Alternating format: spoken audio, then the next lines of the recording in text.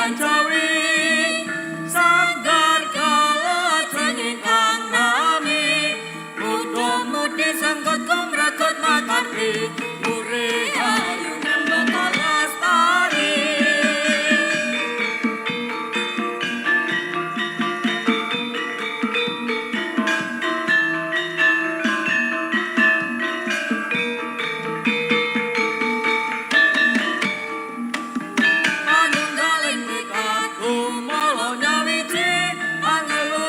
budayan Jawi sanggar kala senging kang nami muda-mudi sanggot kumrakut makati muri ayu nembang lestari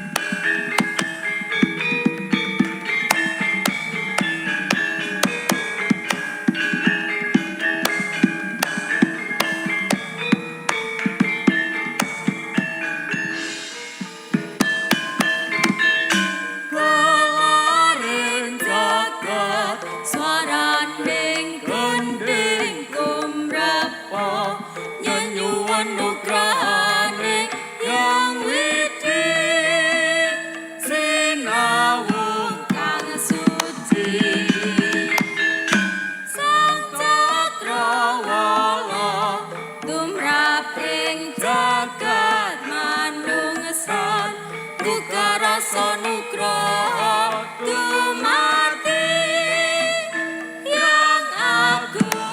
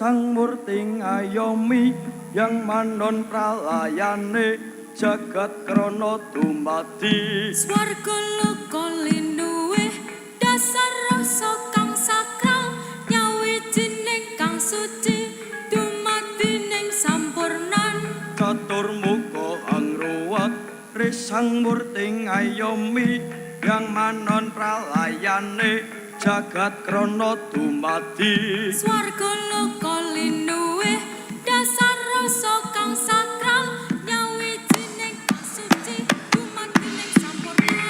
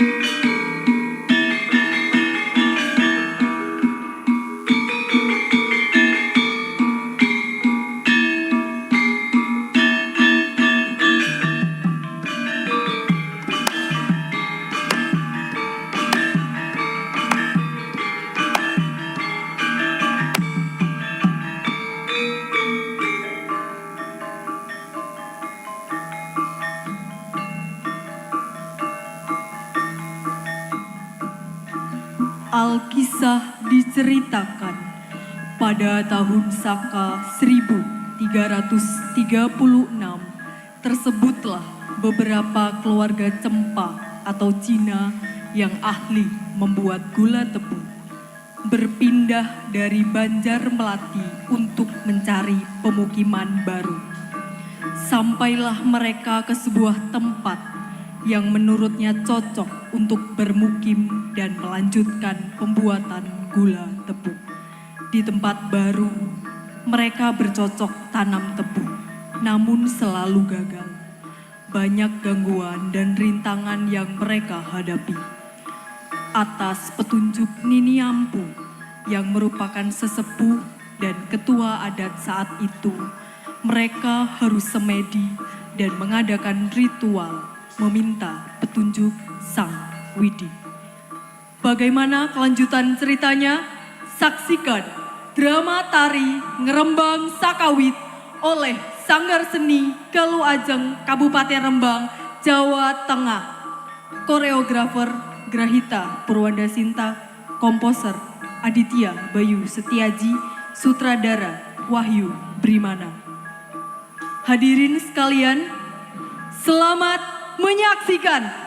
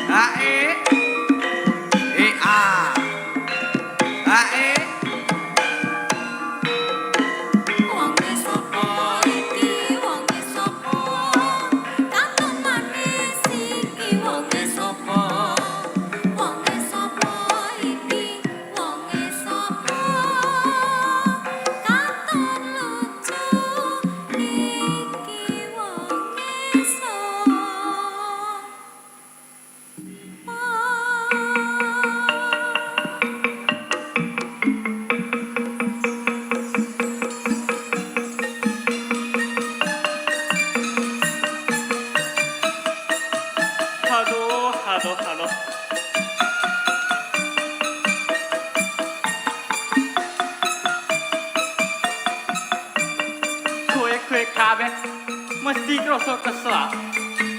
Isih pengen leren apa pengen mlaku maneh? Kesel ya kok. Laku terus tanpa leren. Guci layu leren-leren isih ngono lho kok. Layu lehyu. Iya. Hanya pancen bener ah.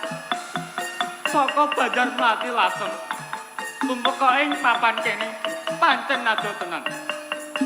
Nanging piye maneh? Awak dhewe kudu golek papan panggonan kanggo nando tebu-tebu iki ya. Apa ngene wae? Tak rasa panggon kene iki ya jembar. Ya amba, umpama awak dhewe tanduk tebune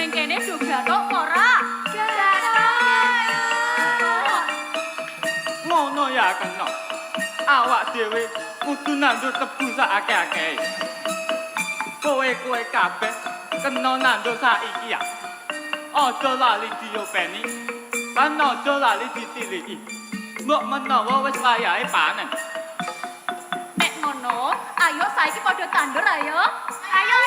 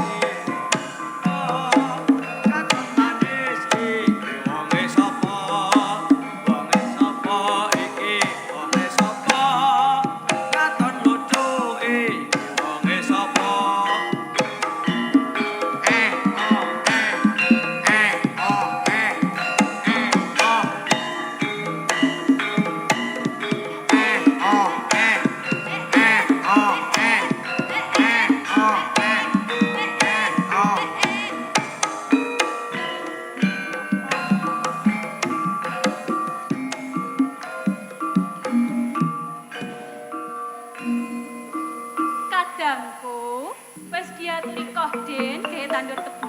Becike awak dhewe tandur saiki ayo. Ayo.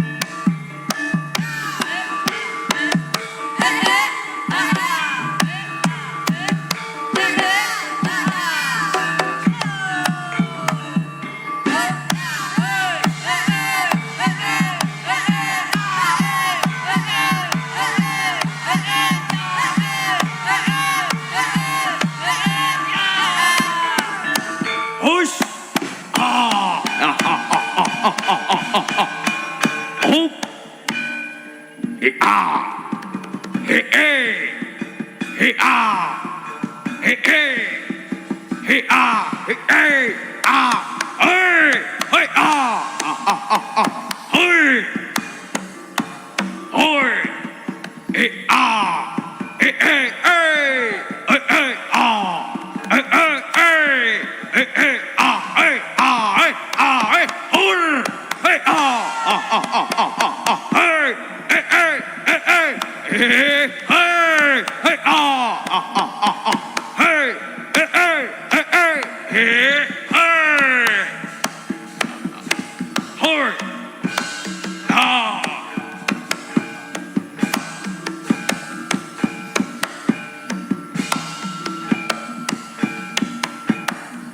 Hey, hey, hey. Hey, hey, hey. Hey.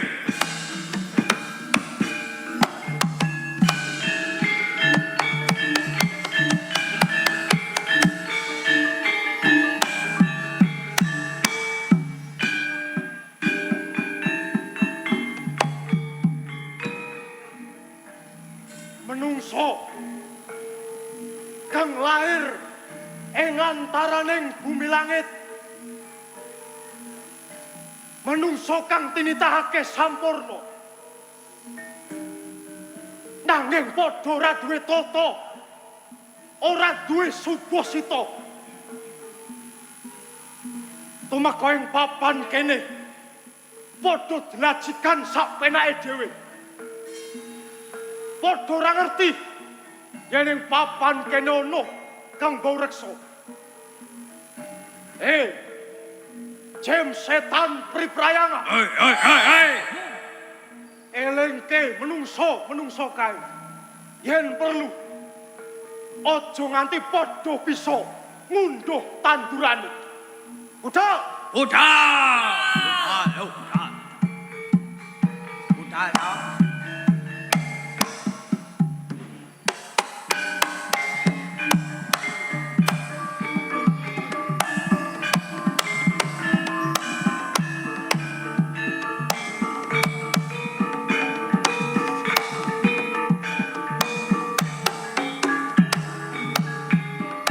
Hey.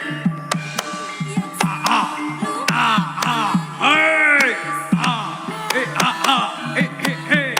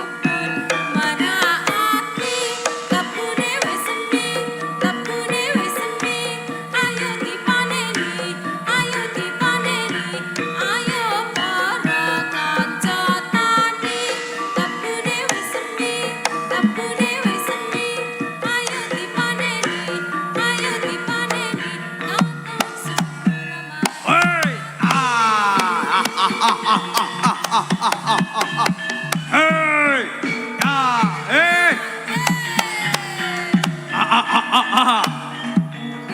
Au, rusak, rusak, hei, bah, hei,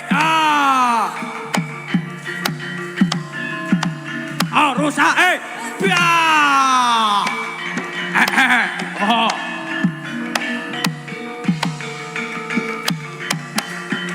Oh, rusak, rusak, wah, biar,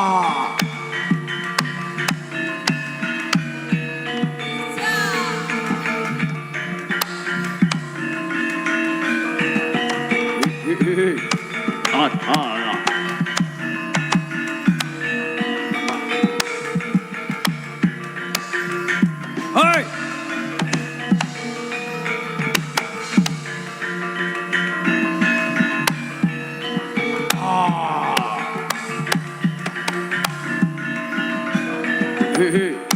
Hei, ya,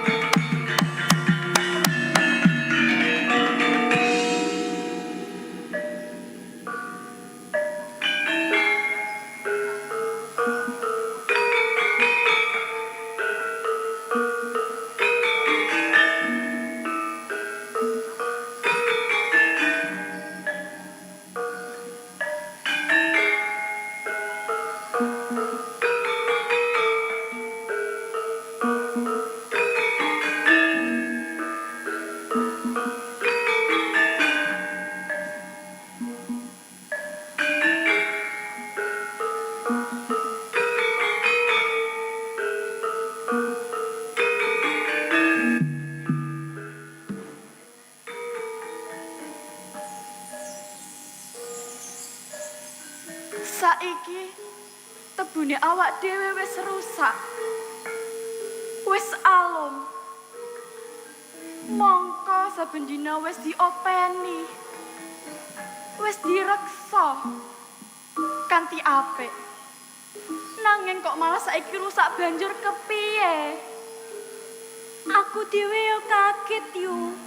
Saben dina kaya-kaya ora ngerti gawe mung mergo ngopeni tebu. Yen kaya ngene terus, apa ya kelakon gawene tebu? Aku gelo rasane. Ora mung sampean dhewe yo. Tapi wae mesti gelo. Dire wangi ado-ado saka Banjarmati. Njur nandur tebu ning kene.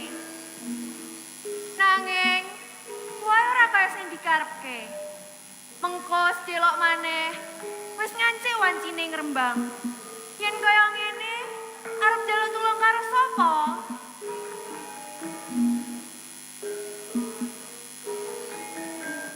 Apa ya bakal muspro kabeh pambudidayane awak dhewe?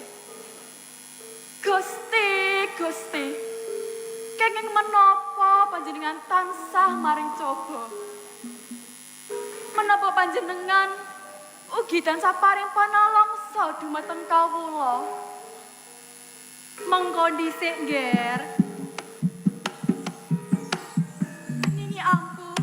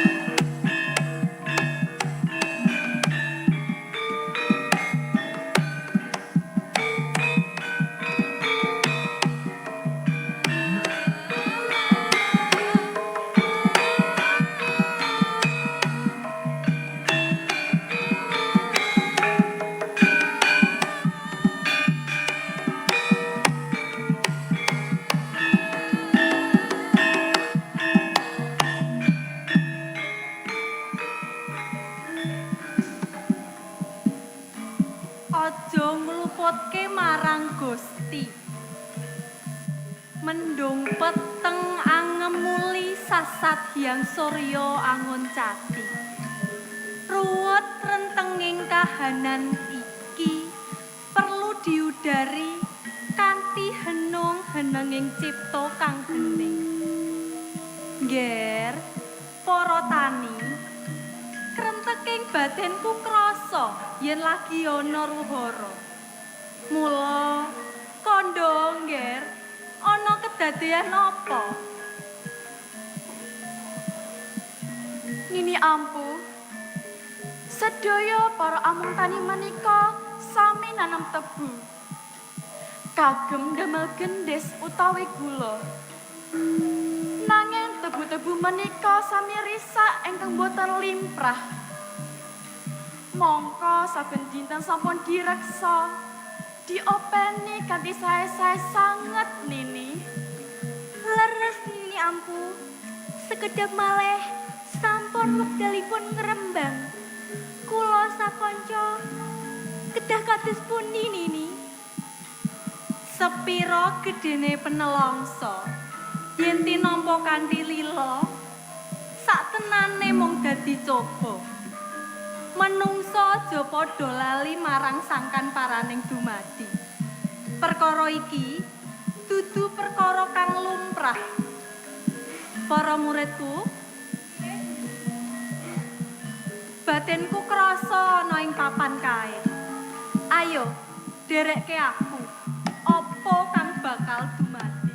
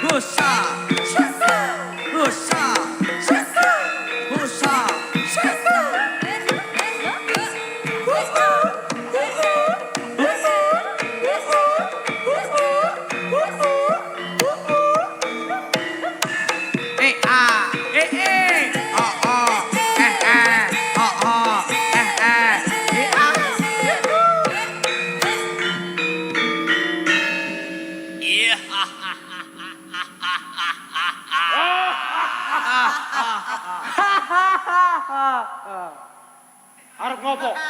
Melu guyu, Lek.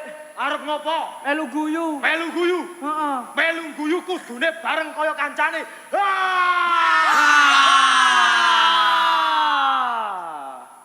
Wis, Wis. kowe setan-setan ora kena dienggo conto. Setan kok kuru-kuru. Setan padahal ket mau disuguhi ana lontong ana kabeh kok. Sedo kuru do mangan ora kowe mau jan. Urung, Lek. Durung. Kowe biyen pas rikala kowe isih urip. Kowe iki dadi wong-wong sing ora tau rekoso. Loh, Pengen sugih ora gelem kerja. Malah ngabdi setan, jipuk pesugihan. Tundane kowe dhewe do dadi setan. hah. Rene tak kandhani. Rene. Lagi tunggu niki. Apa? Setan kok ngandani setan. Nggih. Wonge krungu. Nggih.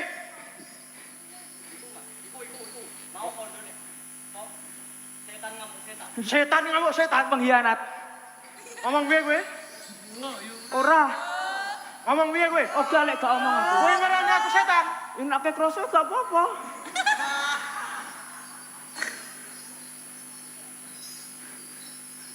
Apa? Apa? Ora.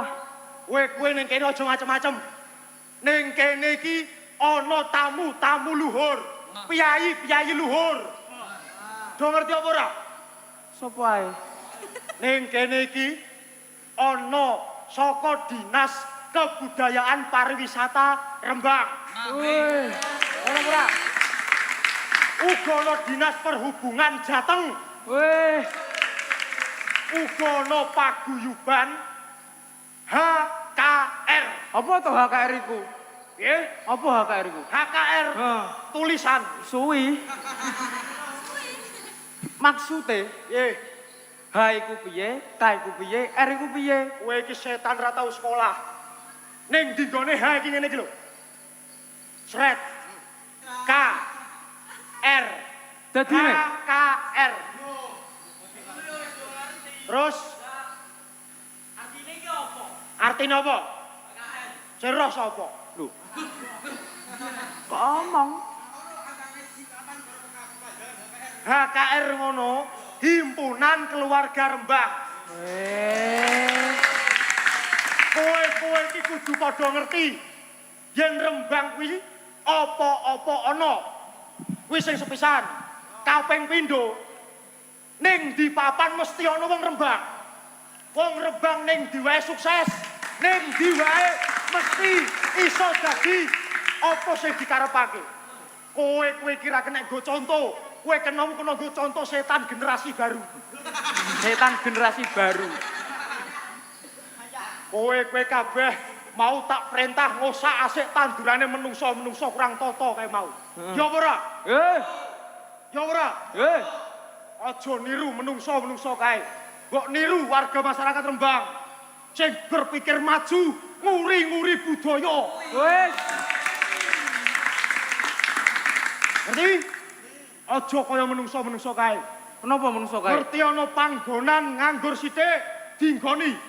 Ana panggonan nganggur sithik diyak-yak tanpa tatanan. Ngerti lemah nganggur 3 sasi. Wih, kowe iki. Wis. Kowe iki lha apa? Lah bahasane medeni wong. Apa? Kok medeni piye to? Ana lemah nganggur 3 sasi, dicubleki omah. Cubluk ki omah, rumah Akhire saku. kowe karo aku ora duwe papan, ora duwe panggonan. Ngerti ora? Ini ngupuk.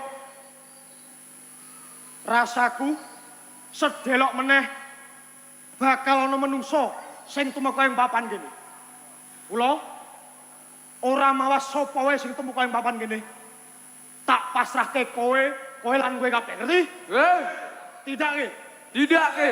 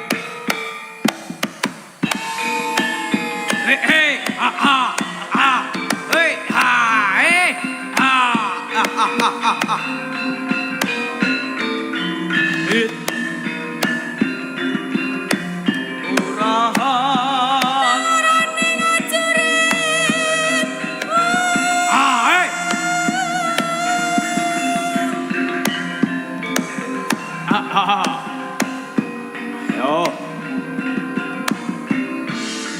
Ritu mawur mangawur awur ora.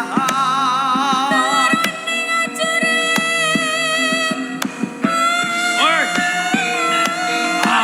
Hey.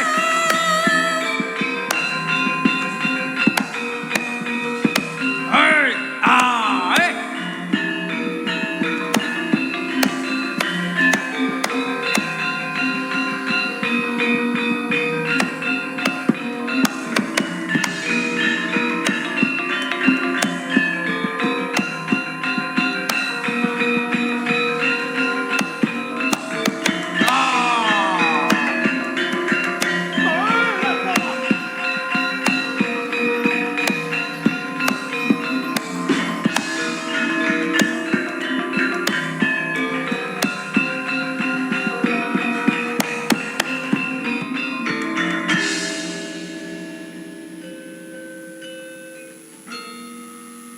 Jebul ora sisih panggraitaku. Bangsa jin kang dadi punjering perkara iki. Yen kowe bisa tata jalma, sapa arane kowe? Aku Kalamuka kalebu panguasaning jin setan kang mapan ing papan kene. Nini ampu. Aku wis ngerti sapa sejatine kowe. Apa kowe ditangisi dening menungso kang mrang tata kae? Kalamuka, kowe lan bangsamu gawe geger lan ngridu para among tani. Merga aku kang pinurcaya, janjane apa sing lagi kedadean? Ini ambu, rungokke keketeking rasaku. Sadurunge menungso kae mapan ning papan kene. Para leluhur minangka cikal bakal dumadine papan iki. Kang luwih dhisik ngreksa ing papan kene. Nanging tekane menungso kae ora kanthi becik. Wekasan tumindak sakarepe dhewe. Ternyatane bangsa jin ora bakal ngridu lawan menungso yen ora menungsane dhewe kang jalar. Aku salah sawijining dat panas kang dumadi saka amarah. Mula aku ora trima.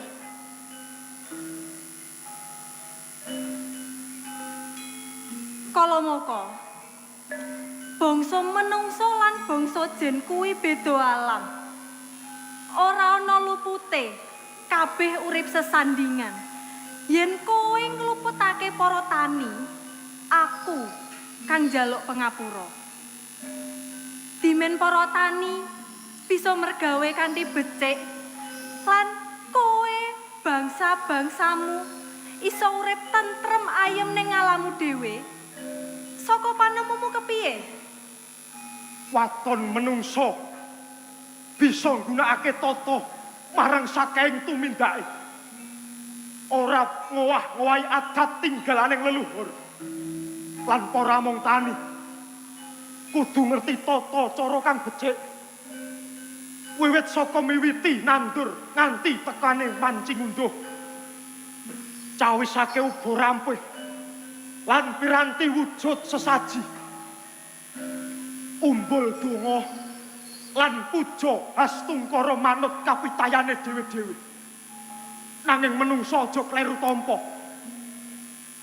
Sejatine sarana kabeh kuwi mau dudu kanggo aku.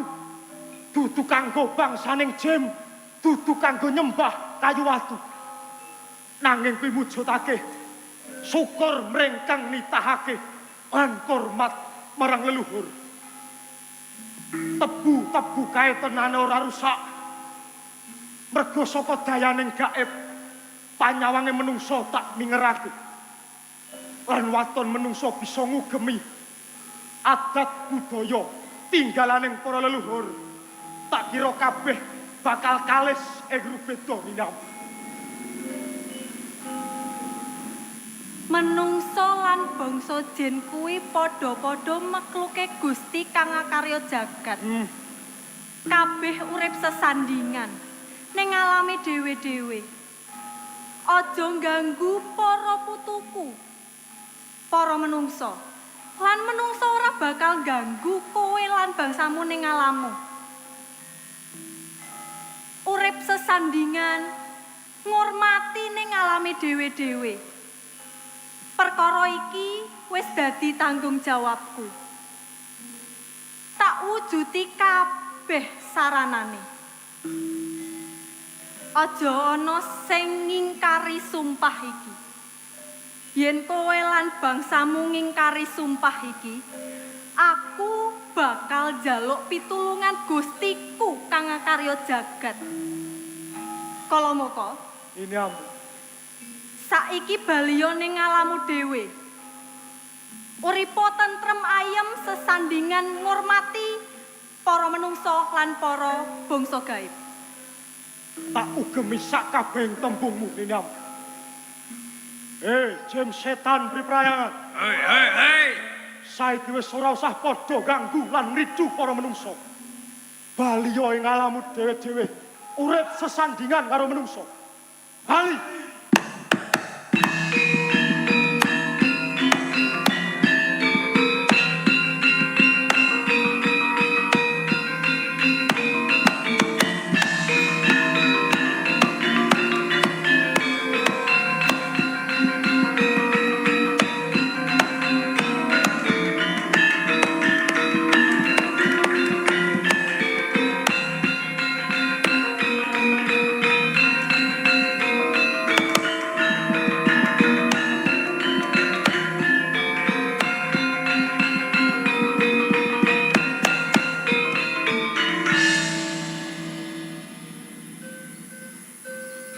Ngger, para anak putu lan kaulaku kabeh.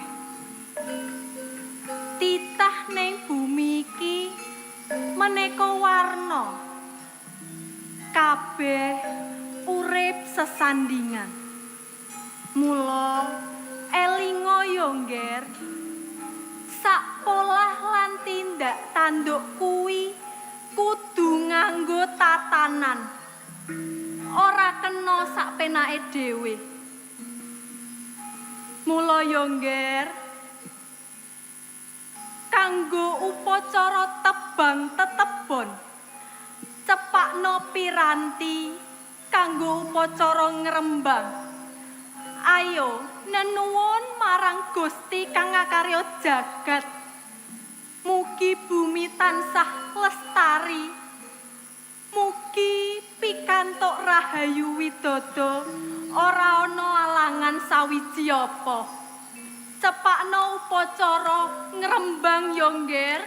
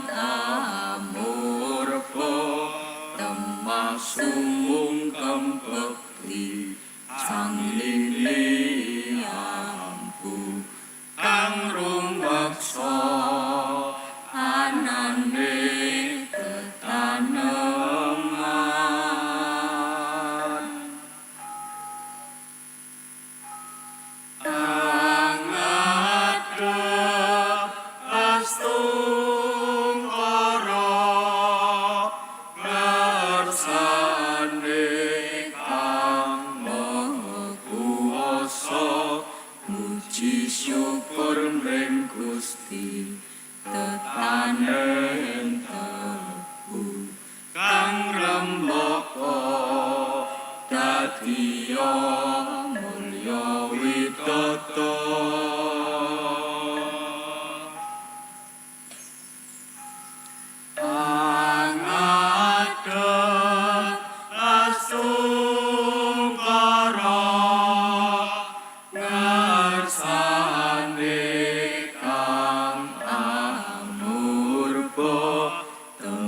sumungkem bekti sang nini ampu kang rumeksa anane tetaneman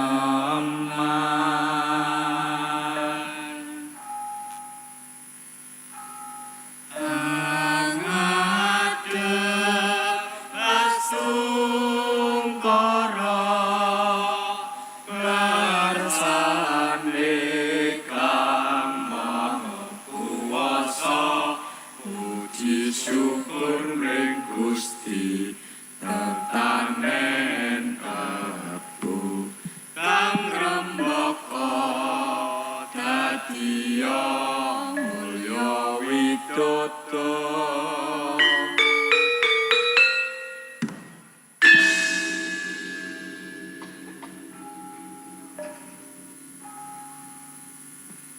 Upacara ngrembang wis babar ora ana alangan sawiji apa.